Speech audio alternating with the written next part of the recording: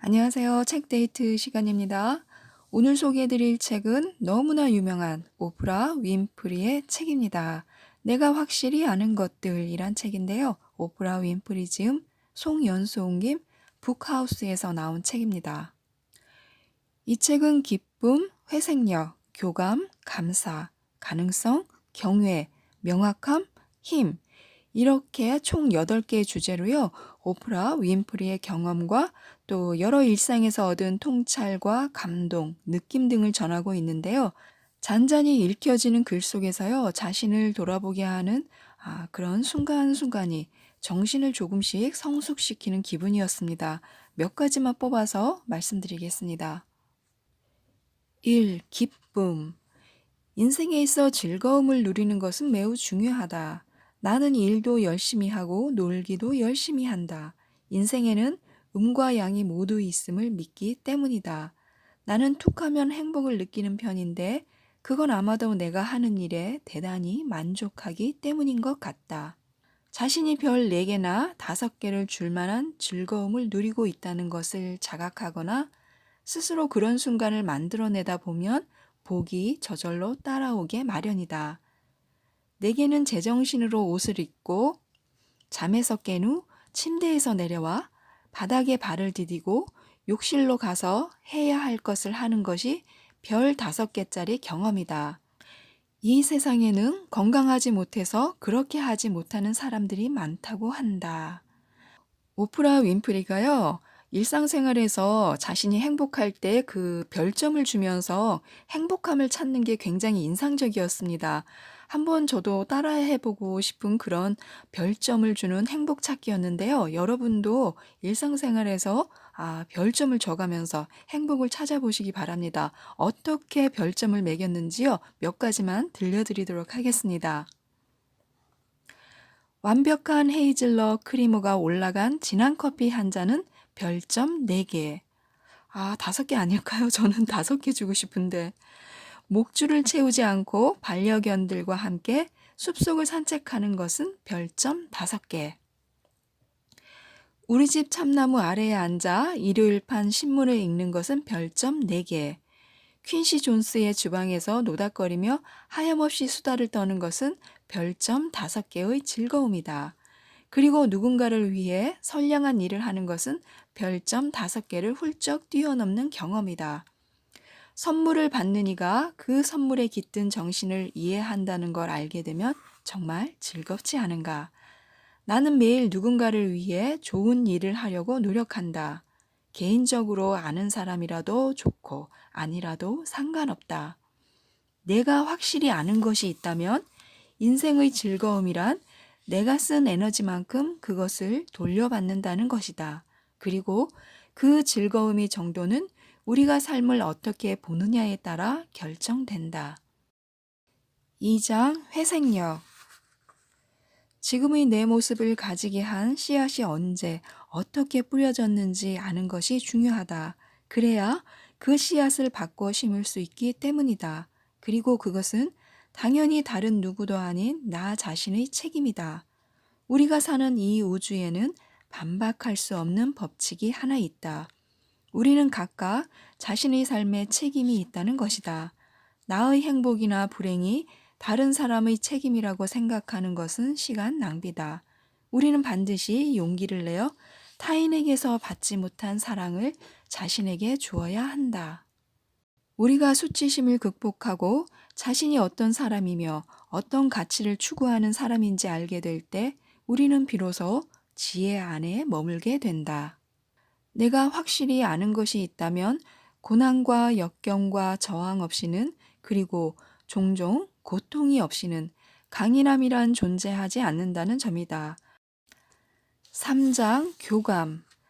당신이 어려움에 처했을 때 사람들이 그런 당신을 염려하고 있다는 사실을 잊지 말자. 그것이 바로 사랑이니까. 이것을 확실히 아는 나는 축복받은 존재다. 내가 누군가를 사랑하는 것을 인생의 주제로 삼는 한 내 삶이란 책의 마지막 장이란 절대 시작되지 않을 것이다. 사랑의 유산은 계속 이어지기 때문이다. 내가 누군가에게 어둠을 밝히는 등불을 전하면 그는 또 다른 이에게 그 불을 비춰주고 그렇게 등불은 손을 바꿔 계속 전해진다. 지난 삶을 돌아보며 유일하게 가치 있다고 말할 수 있는 것이 있다면 우리가 다른 이들을 사랑했는가, 그리고 그들은 우리를 사랑했는가일 것이다. 4장 감사. 오프라 윈프리도요, 감사 일기를 오랫동안 썼는데요. 10년 동안 빼놓지 않고 감사 일기를 썼고 또 모든 사람들한테도 감사 일기를 쓰라고 이렇게 권유했다고 합니다. 그런데 너무 바빠지면서 일상에서 정신을 차릴 수 없을 정도로 바빠지니까요. 일기 쓰는 일을 좀 소홀히 했던 것 같아요. 감사했던 일을 적던 습관이 점점 느슨해지기 시작하면서요. 전에 썼던 감사일기를 한번 이렇게 읽어본 그런 내용이 있습니다. 1996년 10월 12일에 이렇게 감사일기를 적었네요. 1. 나를 시원하게 감싸주는 부드러운 바람을 맞으며 플로리다의 피셔섬 주위를 달린 것. 2. 햇빛을 받으며 벤치에 앉아 차가운 멜론을 먹은 것. 3. 머리가 엄청나게 큰 남자와 소개팅을 한 게일과 신이 나서 오랫동안 수다를 떤 것. 4. 콘에 담긴 샤벗. 너무나 달콤해서 손가락까지 핥아 먹음. 5. 마야 안젤루가 새로 쓴 시를 전화로 들려주신 것. 이렇게 정말 평범한 것들에 대해서 감사함을 갖고 있었다는 것이 그렇게 유명한 오프라 윈프리의 감사일기였구나 생각을 하니까요.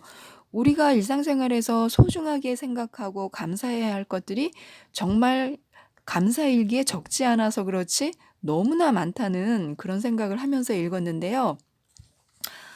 오늘부터 더 열심히 감사일기를 써야 되겠습니다. 이렇게 이제 2회 전에 쓴 감사일기를 보게 되었고, 내가 더는 단순한 순간의 기쁨을 느끼지 못하게 된 걸까 이렇게 의아해졌다고 합니다. 왜냐하면 1996년 이후로는요, 오프라 윈프리가 더 많은 부를 쌓게 되고, 더 많은 일을 하게 되고, 또 더 많은 재산 목록을 쌓아왔으니까 모든 것이 엄청난 속도로 불어나서 이런 감사함을 잊은 게 아닌가 이렇게 이제 생각을 한 거죠. 하지만 솔직히 말하면 그건 핑계일 뿐이다. 사실 나는 1996년에도 바빴다. 차이가 있다면 그때는 감사하며 살아가는 것을 매일 수행해야 할 중요한 일로 여겼다는 것뿐이다.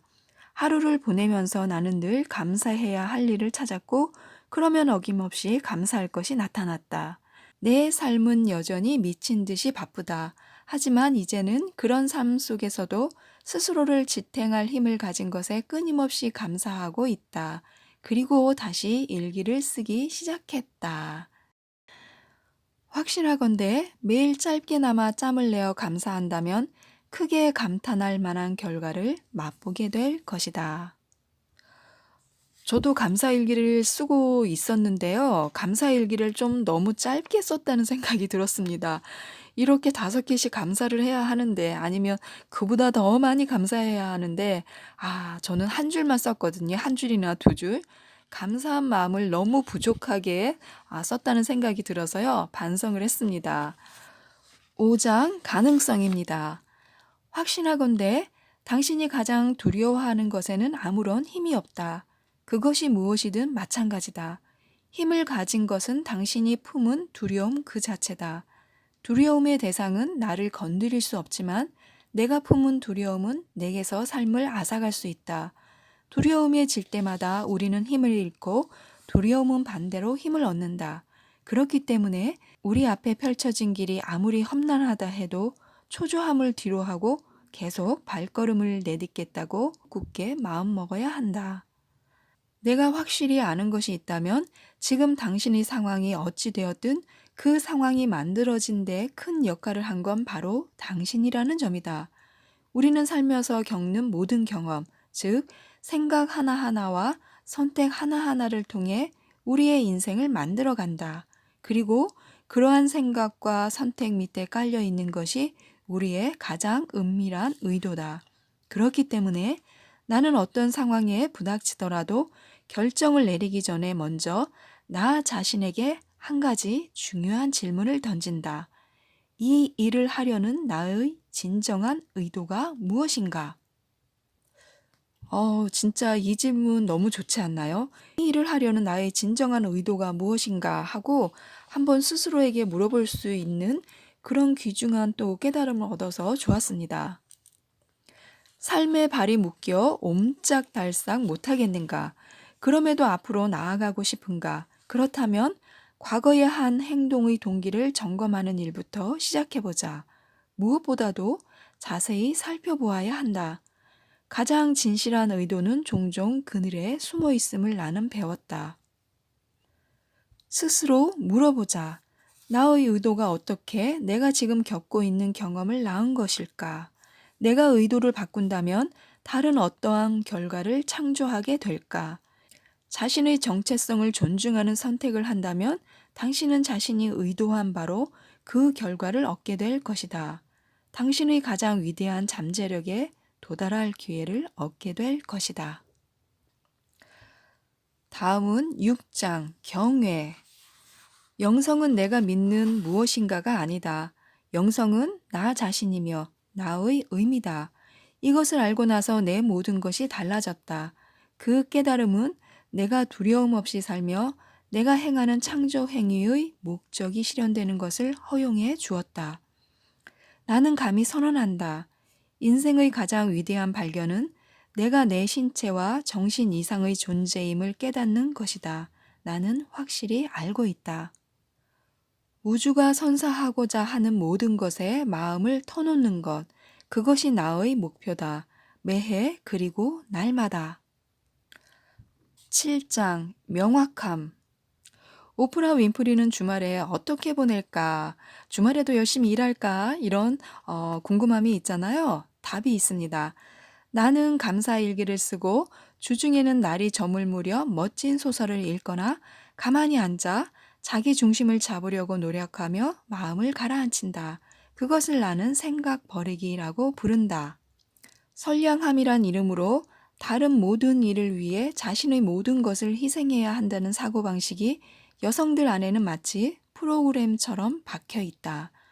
다 희생한 후에 남는 부분이 아주 조금 있다면 그 정도는 가져도 된단다. 우리는 그 프로그램을 해체할 필요가 있다. 우리의 감정과 영혼이 담긴 탱크가 바닥이 보일 때까지 주고 또 준 다음 연료 없이 습관적으로 작동하는 상태로 들어가게 되면 모든 사람이 지치게 된다. 당신은 더더욱 그렇다. 잠시 멈추고 당신에게 필요한 것이 무엇인지를 먼저 살펴보자. 생각을 버리자. 내려놓자. 그리고 지금 이 순간이 당신이 확실히 갖고 있는 유일한 순간임을 스스로 일깨우자. 모든 일을 계속 변함없이 유지하려고 하다 보면 스트레스가 생긴다. 우리는 우리 자신에게 휴식할 시간을 주어야 한다. 약간의 휴식만으로도 오랫동안 생생하게 지낼 수 있다는 것을 나는 확실히 안다. 저는 이 글을 읽으면서 정말 우리 스스로가 하루 24시간 중에서 자신을 위해서 휴식할 수 있는 시간을 좀 남겨둬야 된다는 생각을 했습니다. 8장 힘. 지금도 나는 탁월해지려고 한다. 나눔에 탁월할 것, 호의를 베품에 탁월할 것, 노력하는 것에 탁월할 것, 투쟁과 대결에 탁월할 것, 내게 있어 탁월함이란 어떤 경우에도 최선을 다하는 것을 뜻한다. 나는 등반가 W.H. 머레이가 한 말을 참 좋아한다. 사람이 어떤 것에 전념하게 될 때까지는 망설임, 도중에 그만둘 가능성, 무력함이 언제나 존재한다. 무언가를 앞서 시작하고 창조하는 모든 행동과 관련해서 우리가 염두에 두어야 할 근원적 진실이 한 가지 있다.